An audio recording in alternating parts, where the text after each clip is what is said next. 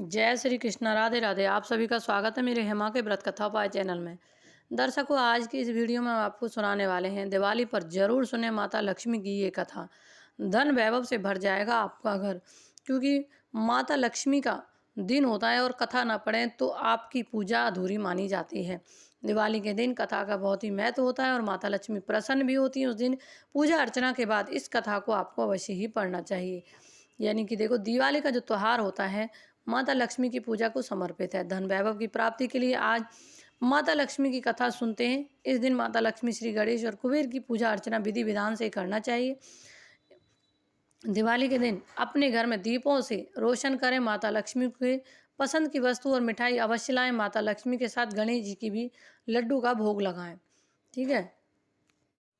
दिवाली पर सुने माता लक्ष्मी की ये एक पौराणिक कथा है कि माता लक्ष्मी कैसे किसी के घर में वास करती हैं। इसमें ये संदर्भ दिया गया है, आपको हम सुनाने वाले हैं। कथा कुछ इस प्रकार से है। दिवाली के संदर्भ में माता लक्ष्मी की ये कथा प्रचलित है। एक बार कार्तिक मास की अमावस्या थी। तिथि को माता लक्ष्मी विचरण कर रही थी, यानी कि घूम रही थी। तभी वह अचानक से रास्ता भूल जाती हैं और घोर अंधेरा था पृथ्वी पर हर कोई सो रहा था। अपने घर के दरवाजे बंद करके सो रहे थे रात में। माता लक्ष्मी भ्रमण करते हुए, यानी कि घूमते हुए, एक वृद्ध यानी कि बूढ़ी महिला के घर पर पहुंच गई। वो जो बूढ़ी महिला थी वो चरखा चला रही थी। पहले चरखा चला करते थे।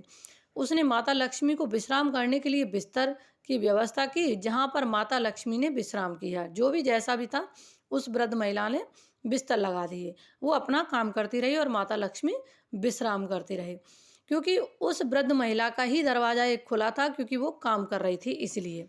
ठीक है। इस दौरान वह वृद्ध अपने काम में व्यस्त हो गई, बिजी हो गई। काम करते करते वो भी सो गई। तब उसकी आंख सुबह खुली तो वो क्या देखती है कि कुटिया की जगह महल बन गए। उसके घर में धन्यदान के अतिरिक्त सभी चीज मौजूद थी। किसी चीज की कमी नहीं थी। माता लक्ष्मी वहां से कब चली गई उसे वृद्ध महिला को पता ही नहीं चला। माता लक्ष्मी उस महिला की सेवा से प्रसन्न होकर उस पर कृपा की थी।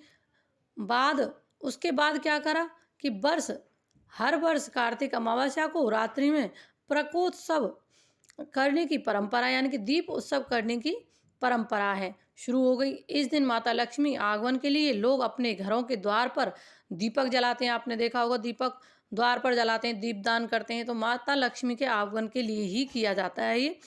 ठीक है। उस दिन आपको दीप अवश्य जलाने चाहिए। ठीक है। और दूसरा, आपको अपने घर के दरवाजे पर, रसोई में, छत पर, मंदिर में, तुलसी पर एक दीपक आपको यमगे नाम का भी जलाना चाहिए, जो कि आपकी नाली जो होती है, मोरी जो होती है, गांव में उसको नाली बोला जाता है। नाली के पास रखा जाता है, या फिर कूड़े के कचरे के पास भी आप उसको रख सकते हैं। इससे आपको यम के नाम का दीपक बोला जाता है। उस दिन आपको अवश्य ही जलानी चाहिए। दूसरी कथा हम सुनाने वाले हैं धनतेरस के दिन माता लक्ष्मी की। देखो, ये दूसरी कथा। एक बार कार्तिक मास के कृष्ण पक्ष की त्रयोदशी तिथि के भगवान विष्णु और माता लक्ष्मी पर लोक में भ्रमण कर रहे थे। भगवान विष्णु ने एक स्थान पर माता लक्ष्मी को रोका और कहा कि दक्षिण दिशा में जा रहा हूँ, जब तक मैं लौट कर नहीं आ जाऊँ आप यहीं रहना। ऐसा कहकर भगवान विष्णु वहां से प्रस्थान कर गए। कुछ देर के बाद माता लक्ष्मी के मन में जिज्ञासा हुई कि श्री हरि दक्षिण में क्यों गए। माता लक्ष्मी वहां से उस दिशा में चल दी जिस और भगवान विष्णु गए थे। रास्ते में एक खेत में सरसों के पीले फूल देखकर अति प्रसन्न हुई माता लक्ष्मी। उन्होंने उससे अपना श्रृंगार किया और एक गन्ने का खेत आया तो गन्ना चूसने लगी। तभी भगवान विष्णु वहां आ गए। लक्ष्मी माता को देखकर नाराज हो गए। उन्होंने कहा कि मैंने आपसे कहा था कि आप यहीं रहना, और आपने किसान के खेत की चोरी भी की है, गन्ने की।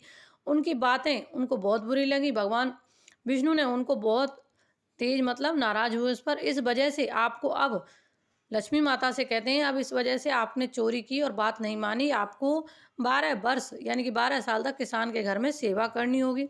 इसके बाद भगवान विष्णु वहां से चले गए। माता लक्ष्मी 12 वर्षों तक उस किसान के यहाँ रुकी रहीं, बहुत प्रसन्न रही, संपन्नता के साथ पूरा काम किया। उसके पास, जिसके यहाँ वो रुकी थी, किसान के यहाँ चोरी की थी, उसके यहाँ सोने चांदी हो गए।